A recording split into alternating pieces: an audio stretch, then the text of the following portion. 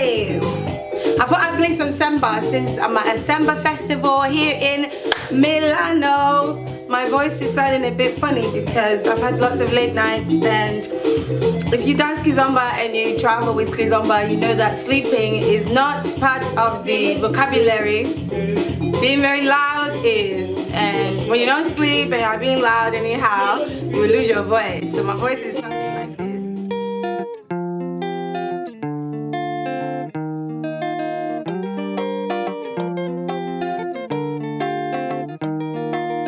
Those of you who follow me on my social media will know that I am passionate about kizomba. I love to dance it. I finished uni in 2015, and I basically realized that, oh my gosh, as an adult, you need to kind of have some stuff that you do that is a hobby. Otherwise, you're going to lose your head and you're going to be a boring person. So I picked up a hobby, which was dancing. I learned how to dance kizomba and I fell in love with it, and I travel the world with it, and it's awesome. And currently we are in I Am Semba Festival. So those of you who know about kizomba, you know that it derives from semba. And it's just a lot of great stuff. Honestly, I'm not going to go into it now, but if you're really interested in learning, as a lot of you have expressed this interest to me on my social media, do Google it, YouTube it, find out if it's in your city. Most probably is, because kizomba is just growing like a weed. It's everywhere anyhow. Every color, you name it, whatever your origin is, if you hear it, you will love it. And if you want to learn it, honestly, it's amazing. It brings a lot of joy. And thank you so much for all the feedback. Like, what? You guys are just blowing me away anyhow. Oh no, I'm serious, you guys. I am just so privileged to have people like yourselves who are watching this. Like, I don't even know where to begin, but it just brings joy to me that, you know what, you hear something from God and you submit and you do it, and there are actually people that are actually watching you, some subscribers. I don't even know where they're coming from. Content that I have, if even one person is watching it, is because they need it and it's gonna really make a change in their life, or it's gonna impact them, or anything like that. So for me, I'm just really grateful that you guys are watching. I'm more grateful that you're giving me feedback, even more grateful that you're sharing your experiences with me that are similar to what I've gone through. So I'm really grateful for that. I'm going to go right into it. So last time when I filmed part 2 of Single by Obedience, I spoke about this part, and I said I'm going to film on the red flags that were present in the beginning of the relationship that I may have been ignorant to, or that I chose to just think, you know what, it's cool, we can just work it out, and when the time comes we'll cross that bridge, because a lot of people say that, worry about that when we get there. Red flags are red flags for a reason. If you're in a race and they show a red flag, it means stop. If you don't stop, now for you, maybe there's a danger ahead, and that's basically a warning sign. And if you just choose to ignore it, you will basically just shoot yourself in the foot. So without further ado, I'm going to talk about these red flags. And I had someone actually message me on my Instagram who shared what happened with them, quite similar to myself. And she told me about a guy that she was dating, and I asked her to share her red flags with me to see if there was any resemblance to the stuff that I saw. Again, this is very much for the Christian girl that's trying to make a difference with her life, if you like. It's for a Christian girl who's trying to live a different lifestyle. Like, we've all done that lifestyle where you go to church but you still live just anyhow. But this channel, this series especially, was for me as a Christian girl who wanted to really just live life as a Christian girl for real, like, just, yeah, for real. I'd love for you to let me know if these are the same red flags that you experienced. As I was saying, these are the things that I ignored. I'm very aware of them because I took time to think, Divine, how could you have stopped this from happening? How can you give someone the advice or help to allow them to stop themselves from embarking on a journey with somebody when there are things that are clearly not compatible from the very beginning. I hope that you can relate to some of these if you're going through, starting a new relationship and you're just getting to know the person. These are the things that to look out for, and these are, I'm going to give you some examples of how I could have looked out for I could have picked these up and I didn't, okay? So red flag number 1 for me was our initial conversation, like the very first conversation, when we realized that we had feelings for each other and we were attracted to each other and the chemistry was strong and we had fun together and we laughed a lot, we danced, and it was just fun. Some of the very first conversations for me, because even though I wasn't really living the life that pleased Jesus in that way, I never just got on with guys casually, Very early on, when I realized that there were these feelings and the guy was serious and we were getting along, straight away in my head I was thinking relationship, and we talked about God. So that was our initial conversation. The initial conversation was about God and faith. However, this was how the conversation went. I can't remember word for word, but I do remember one thing that stuck out for me, that to me is an alarm bell, was this line. So what? If I wasn't a Christian, would you not date me? That was the line that came out. And of course, the answer is no. No, I wouldn't actually. You might be a nice guy, you actually are nice or whatever. But the answer is no, right? And if someone asks you that kind of question, that should in itself raise already a lot of questions within yourself, that why would someone who is strong in their faith and who is proud of their faith, who practices their faith, say something like that? Of course, themselves actually, they shouldn't be looking to date someone who isn't a Christian in the first place. So that alone for me was a red flag. And it's a red flag that I just kind of, because I was away with the fairies, I don't know what, but I just ignored it. But now that I think about it, a question like that indicates lack of footing in one's faith or in one's walk, like in relation to God. Because as I've grown now, back then, not so much, but now God is a very big part of my life. Like I make decisions with God in mind. Sorry, excuse the pen. I feel like a teacher. Yeah, when I make decisions with God in mind. Like before I can even open my mouth and say something, as it pertains to my future or even just me moving forward in life, is God first. Like how does this please God? How does this reflect God's will? How does this allow for me to live a life that shows that I have God in my life? So a question like that, a man like that, fun and everything, definitely is a conversation like that should really be, to me, at least, if not a red flag in itself, a big gateway to show me that red flags coming up, So I ignored that. So the only thing I'm going to say to you is watch when you're talking to someone, because after he said that to me, he didn't then turn around and say, I don't believe in God, I don't go to church and stuff like that. He, for me to even say, okay, cool, we can be together, we can date, because he went on to say he was a Christian and he did go to church and that kind of stuff. So again, the questions that should have come after that couldn't have come from me at the time, because I wasn't mature enough. I didn't know my purpose. Well, I may have known my purpose kind of, but I didn't really understand what it took for me to exercise it. So I couldn't have asked him questions like, so how would you describe your relationship with God? Can you tell me a little bit about your testimony? Where are you coming from? Where has God brought you from? How are you walking with God? Those kinds of questions will give you a better understanding of where a person is with God, because I'm not judging anybody. I think that God will encounter somebody in their lives when God feels that person is ready, when that person shows God that they are ready, and that shows advancement in your walk with God. However, God doesn't force us. God doesn't just be like, hey, I'm ready, come, let me change your life. So I don't judge where a person is with God. Like they can say, say something like, you know what, I'm just still trying to figure it out, I'm just trying to, you know, understand what's all going on, and that kind of stuff is good. But I couldn't even ask that question because I didn't even know what it meant to have a relationship with God and how that was different to being a Christian.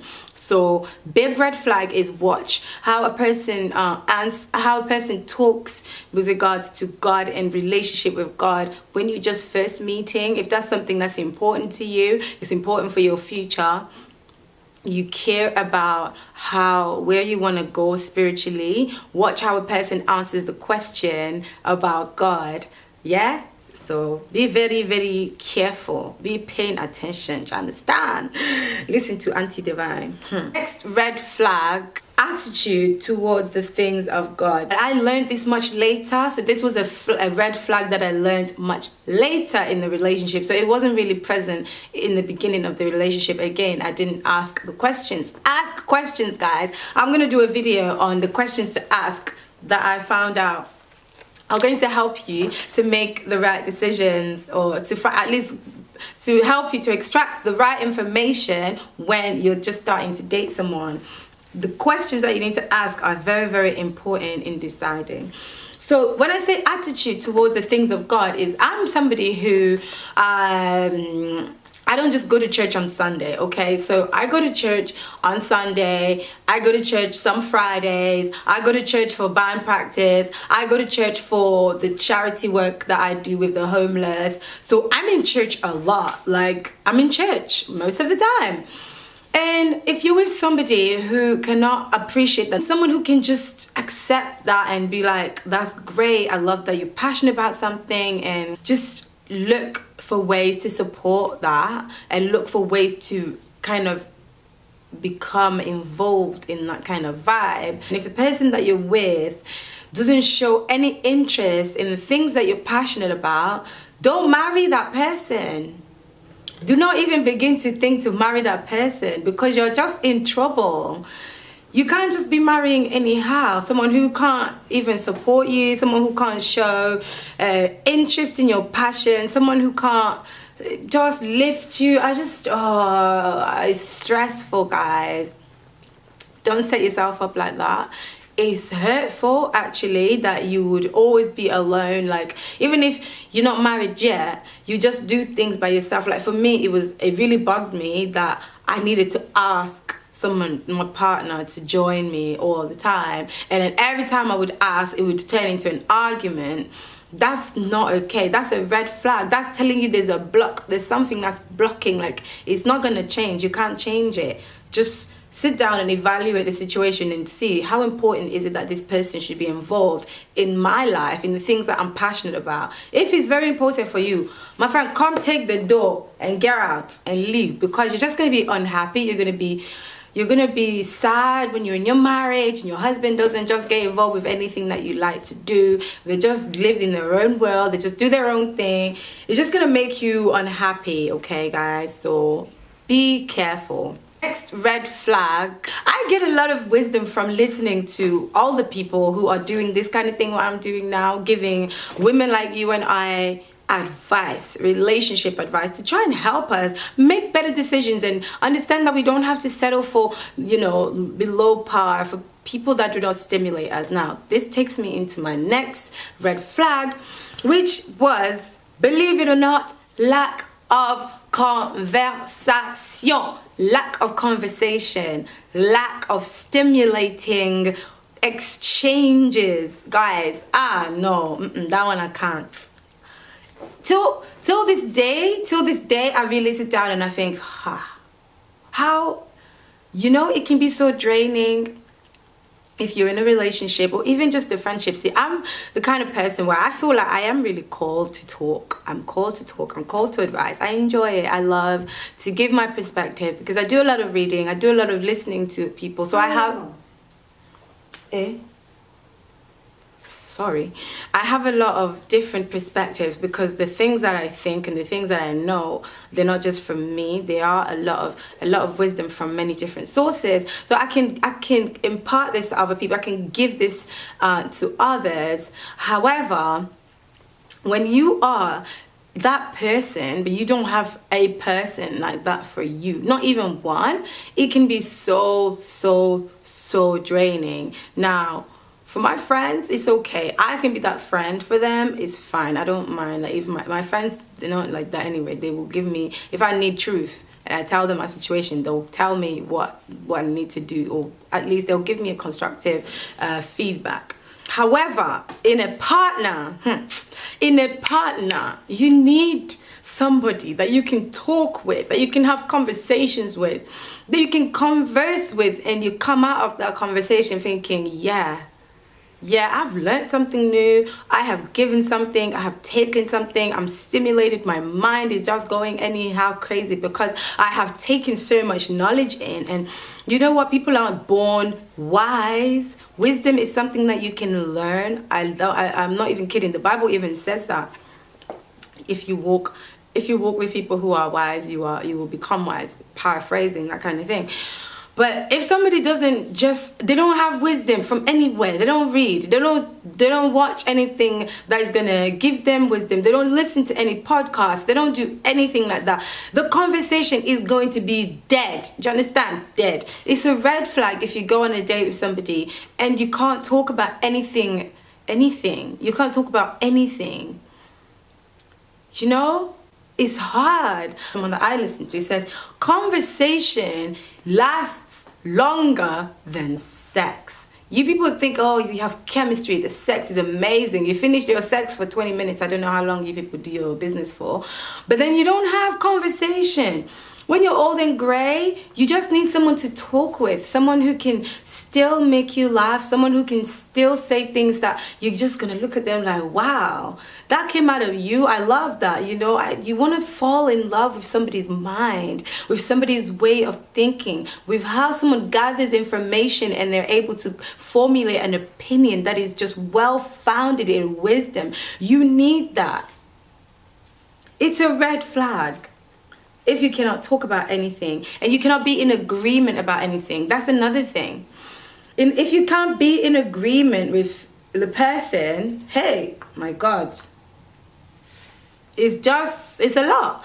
It's a lot. I understand that sometimes you can agree to disagree, but if you have to agree to disagree about everything, that's a red flag. Don't go ahead, because you're going to agree to disagree on how to raise your kids. You're going to agree to disagree on how to handle your finances. You're going to agree to disagree. You're always going to agree to disagree. Allow it. Leave that one. That one is not for you, my friend. That's a big red flag. Just allow the situation and move on.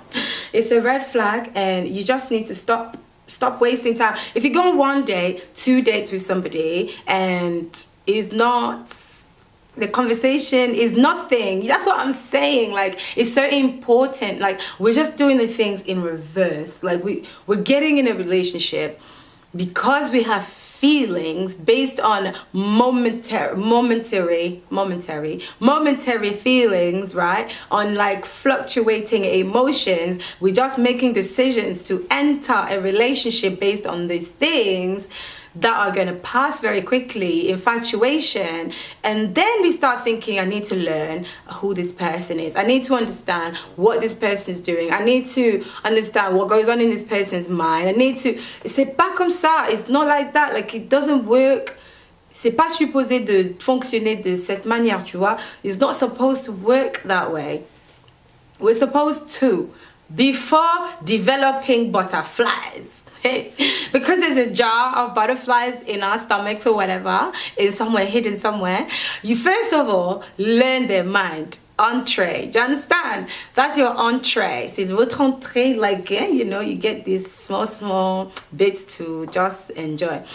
You first of all get to know each other. You understand, okay, all right, so c'est quoi ça? The mind is not actually the entree. The entree is when you just, can they make you laugh? Are they funny? How's their small talk? Is that cool? Okay, we're getting along. Okay, moving on to main meal. Main meal is their mind, okay? Because after a long time, you might find their jokes dry or whatever, because they can't come up with new jokes. That's fine, but their mind will remain, if not even just get better. This is the main meal. This is the thing that will fill up your belly.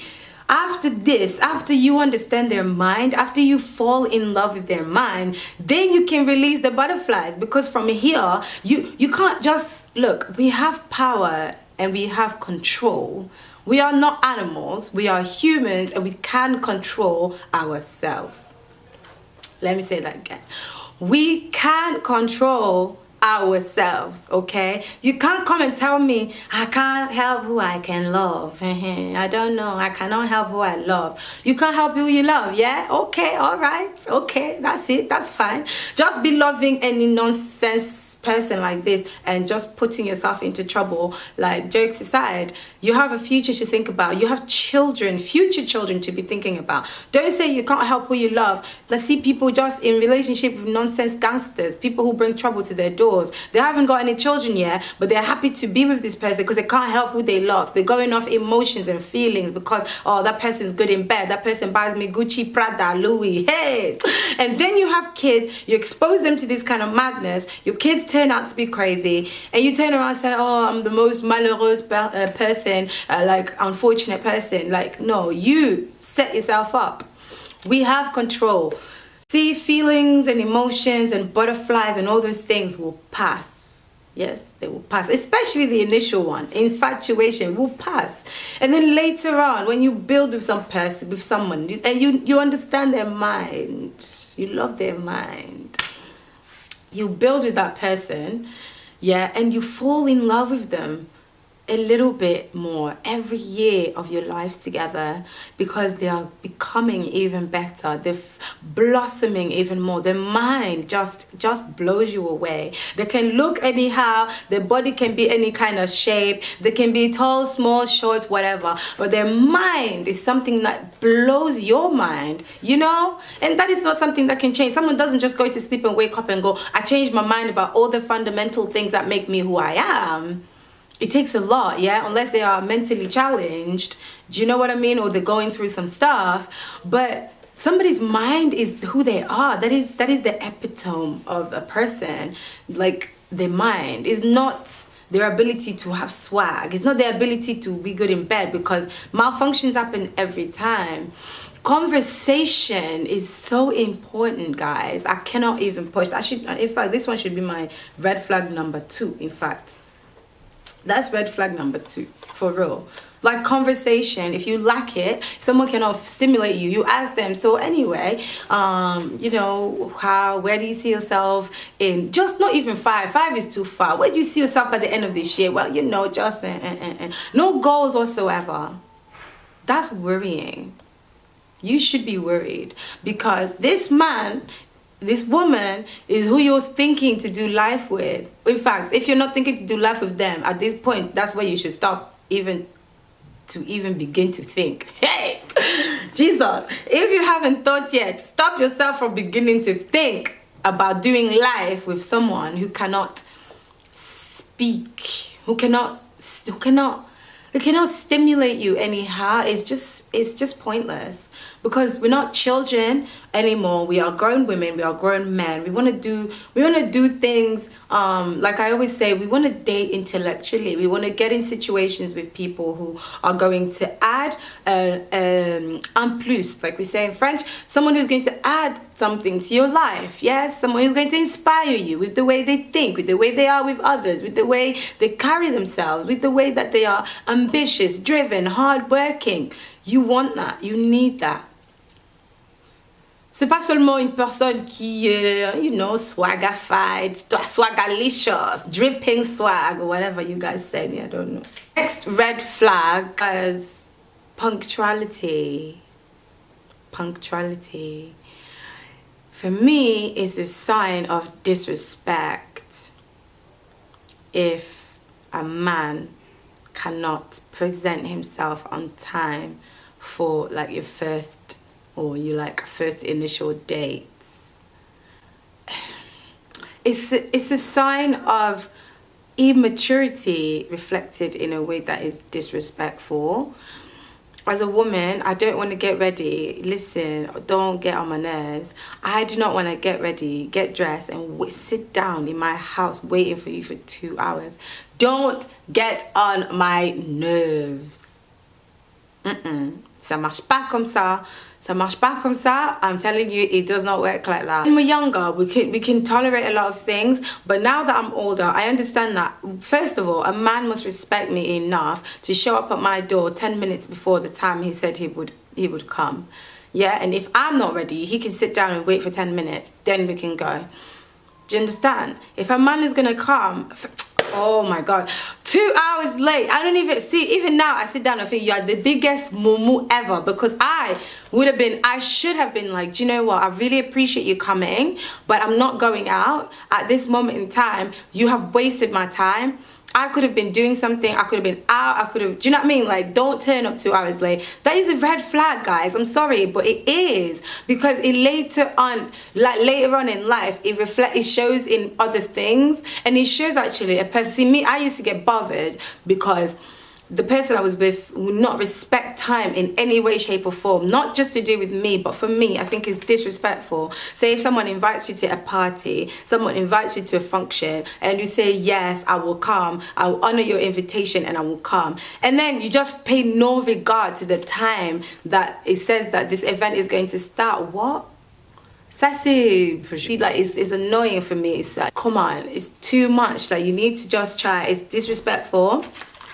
Disrespectful to the person, and I can't deal with it. So that is a red flag, guys. It really is. Initially, when you start in a relationship, a person must show you that they have that, like, that respect for you, and they kind of have that, they hold you at a certain level that they will honor the appointment that they have with you. Don't just take any nonsense behavior. And if you really are interested in that person, you should say, I'm sorry, I can't come, but we can reschedule and I will let you know when I'm next available. So you take your time.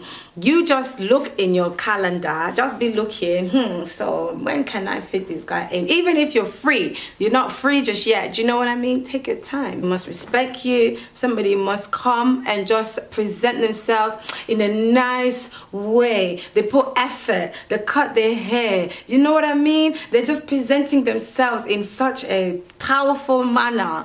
Do you know what I mean? Like, they don't have to be rich. In fact, they don't even have to drive. They can rock up from the train station, or you can both have an understanding that you want to meet somewhere, and you just, you know, just go. But be on time, man. Be on time, please.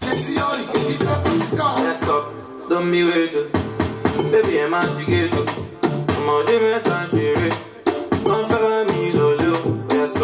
Don't be late. I'm out to get you.